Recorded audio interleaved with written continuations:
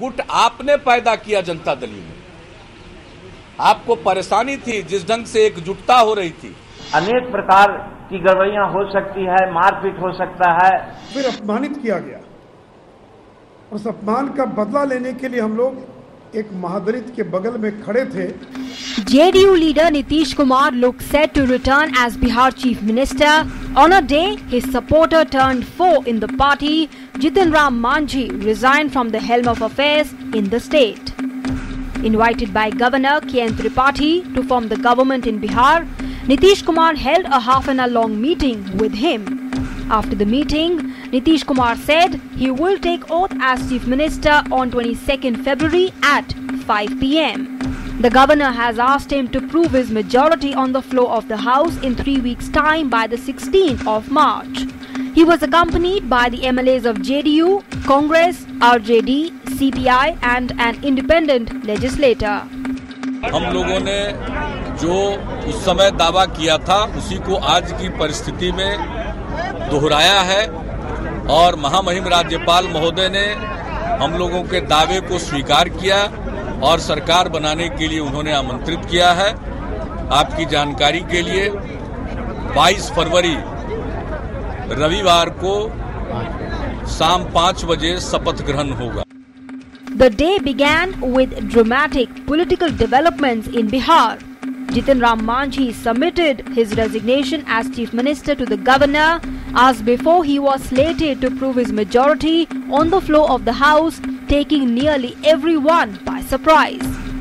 He attributed his decision to what he alleged was the Speaker's partisan conduct towards the Nitish camp in JDU. He said, with the Speaker indicating that he may not allow a secret ballot, he did not want to endanger the lives of his supporting MLAs who he claimed were getting death threats from the Nitish camp. हमारे साथ हमारे लोग बैठ करके अपनी बात कहते या हमारे लिए मतदान करते तो वैसी परिस्थिति में उनकी सदस्यता जाने की भी बात थी।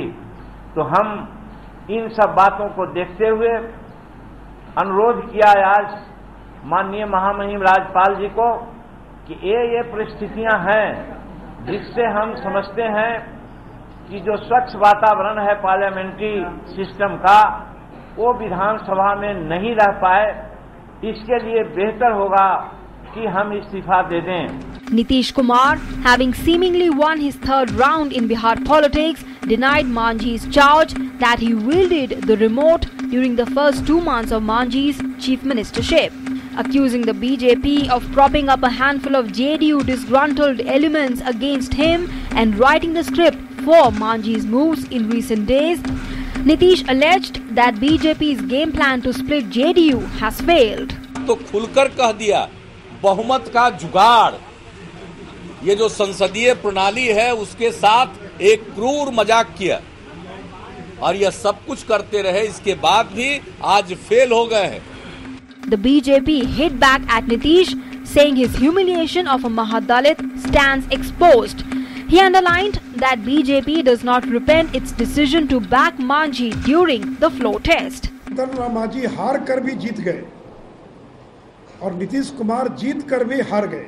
भारतीय जनता पार्टी ने पहले भी तय किया था ना तो हम इस सरकार में मांझी जी की सरकार में शामिल होंगे, ना हम अपनी कोई सरकार बनाने की चाहत रखते थे। हमने तो केवल ये निर्णय लिया था कि एक महादलित समाज के व्यक्ति को, एक गरीब व्यक्ति को जिस प्रकार से जदयू आरजेडी ने अपमानित किया है, कांग्रेस ने अपमानित किया है, हम उस महादलित मुख्यमंत्री के साथ अपने को खड़ा रखेंगे और भारतीय जनता पार्टी अपने स्टैंड पर कायम रही।